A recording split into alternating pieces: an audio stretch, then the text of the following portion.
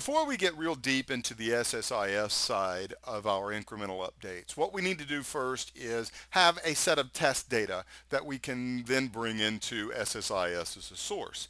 So I'm going to use the AdventureWorks 2008 database. So you'll need that to play along. Um, if I'm not mistaken, the regular old SQL 2005 AdventureWorks database is, I think, the same structure for the sales dot order detail table. This is the guy that we're going to use as our base. I could be wrong, but I'm pretty sure that those two databases have that same table. And so before I make any changes, and if you're following along at home before you make any changes, go ahead and take a backup of the database. That way, when we're done, if I want to just go back to normal, all I have to do is restore this backup. So we're cool, got that out of the way. Let's take a look at that sales order detail tables columns. I picked this one because it's primarily numeric. You could see lots of numbers in here. I thought this would be fairly typical for a type of data warehousing fact table that we might need to send over and do incremental updates with. So we're going to use this as sort of our source. You can see right here that I meant to zoom in. It won't let me zoom in at the place I want, but we have a modified date column. Remember we talked about using that in the last video? With this modified date column, here's a question that I have. How does that get kept up to date? So I actually have no idea what's in this database, in this table. I remember that there are something like 120,000 rows in it, but I have no idea what the rows do. So let's just grab the first row.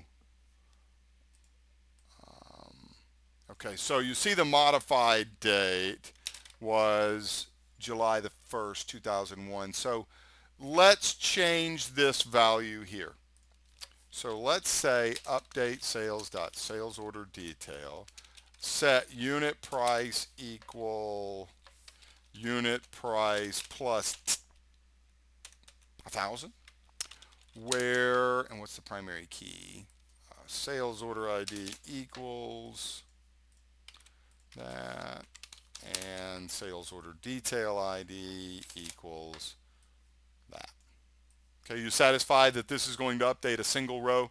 We're doing this on the primary key, right? So the question I have is, how does this modified date get populated? We run our update. Sure did take a long time. Let's take a look at our row now.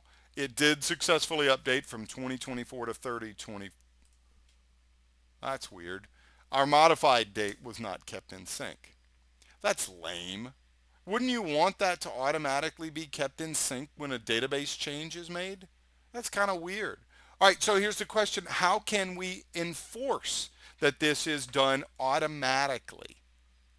Ding, ding, ding, a trigger. Okay, so there's actually a trigger on this table, but for some reason they didn't do the modified date. So let's say create trigger update modified date on sales order detail. And for the record, that's probably something about the name that I would really use. On sales order detail. After update, as in update sales order detail, set modified date, get date, where, and now I need to query on my primary key. And I actually could just use this one here because that is an identity column, where that is in select from inserted. Okay, so let's review our trigger code here. Okay. So you can see that we're building it on this table. A trigger fires after an update or after an insert or after a delete. If it's an after trigger, there are instead of triggers as well. This is an after trigger. And after the update operation has occurred, we want to update the modified date value. Okay, now let's, we were at 3024, so let's update it by 1,000 again. And you can see the effects of the trigger now. You see that another row had been affected. And when we take a look now, it has gone back, and you could see that this is the month of December 2009 that I'm recording this. Okay, so this is, we've done maybe one little piece of this, how to get the modified date up to date. That's important, what I just set up here, this little trigger, because we're going to have to use that in just a little bit in other areas. Okay, now do you remember the other technique that I talked about, or one of the other ways we could have a marker in a table to tell us that a row has changed? Right, the modified date or a last modified type column was one technique. What was the other one? Some type of a status column, right? Okay, so let's come back over here. So over here, let's say alter the table. I'm just going to go ahead and copy and paste. And I want to add a status column, make it a character 1, and let's default it to I. And why would I choose I? Well, because that way when a new row is inserted, the user, the caller, the inserter does not have to provide a value for that column, and it will automatically get populated with I, okay, because that's a new row. Now, the next thing that I would do is I would actually come and run the add extended property stored procedure, because this column is actually going to be a map.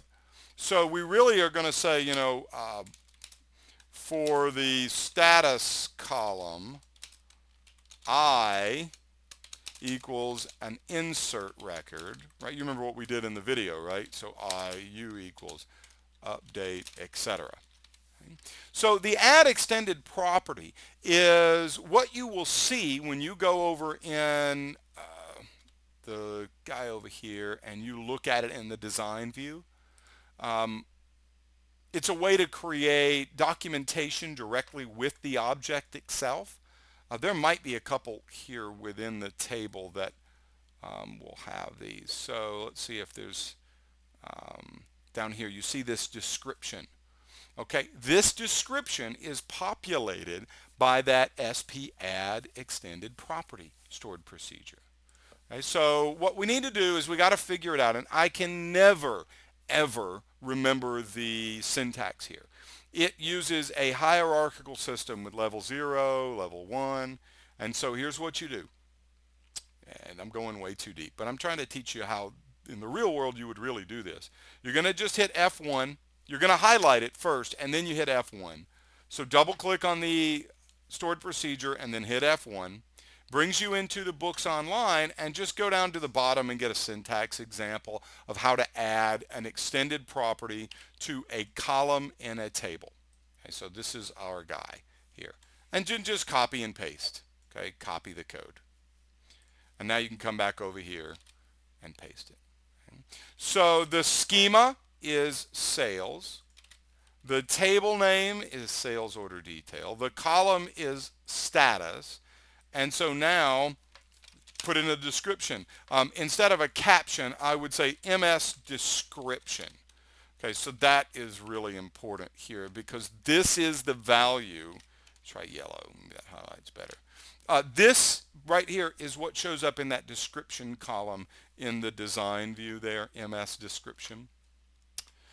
So this column is a map to tell consumers of this data that a row has been inserted, updated, deleted, or deleted.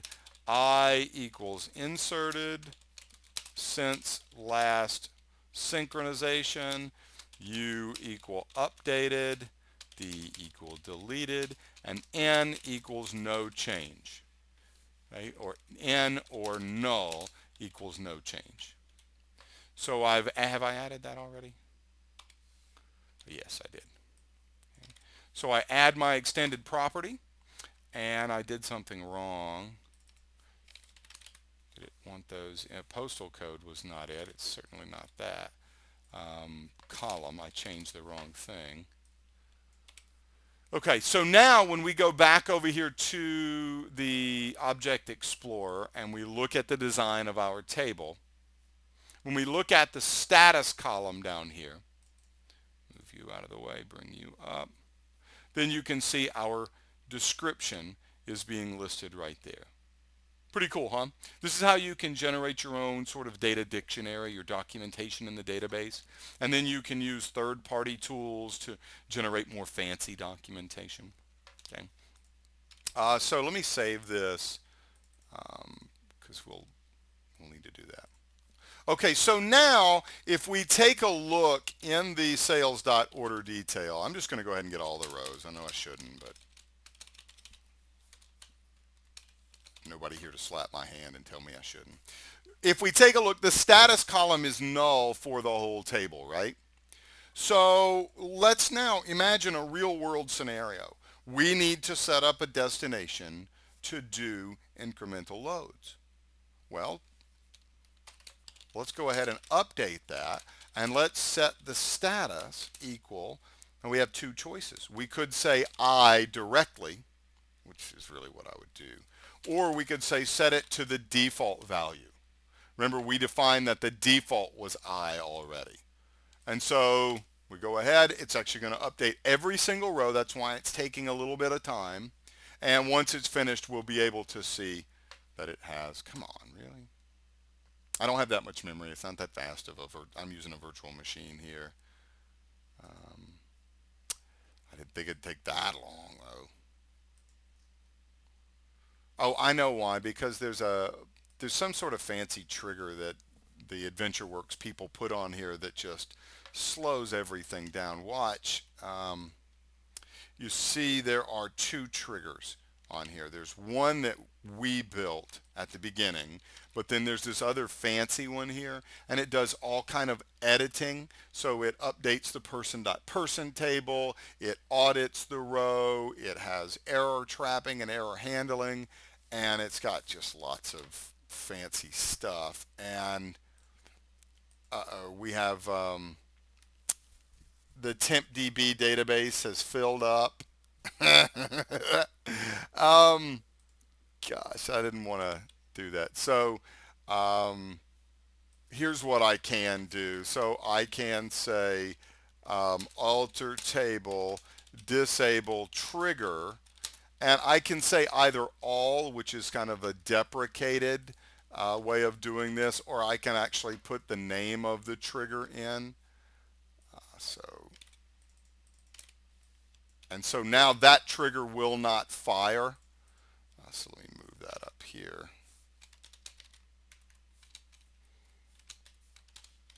And so let's disable that trigger. And now I should be able to hopefully update that fairly quickly. I was. Okay. And unfortunately, I didn't disable all the triggers, so you could see that it updated the last modified for every row to be the current date and time. Okay, well, that's cool. I can deal with that part of it. Okay. So now when we take a look at what's in the sales order detail, every row is set to I. So what we now need to do is we need to go to SSIS. We need to build a destination table, and we need to have SSIS send all of the inserts into that one. However, we've run out of time. Let's come back in the next video.